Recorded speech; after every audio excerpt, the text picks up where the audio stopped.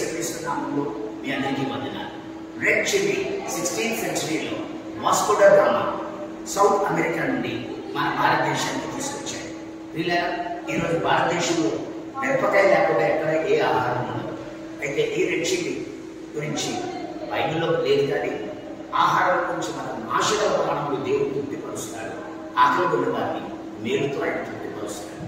దేవుడు ఈ red chillies మన ఇండియాకి మరి 16వ శతాబ్దంలో మరి సౌత్ అమెరికా నుండి పోర్చుగీస్కి మొట్టమొదటి నిర్ణయం తీసుకొచ్చారు. ఇండియాలో చిల్లీస్ ఉండేవి కాదు, పొటాటోస్ కానీ చిల్లీస్ కానీ అవి ఇండియా పంట అనుకున్నారు. కానీ ఒకప్పుడు సౌత్ అమెరికా నుండి పోర్చుగీస్ వ్యాపారస్తులు దీన్ని ఇండియాకి తీసుకొస్తే ఇండియాలో ఈరోజు ఎక్కడ చూసినా చిల్లీ. ఎంతగా మిరపకాయ ఉందంటే మిరపకాయ లేకపోతే కారం లేకపోతే అసలు ఏ భోజనము ఏ ఆహారం ఉండదు. అంతగా ఇది మన దేశం అంతగా విస్తరించింది.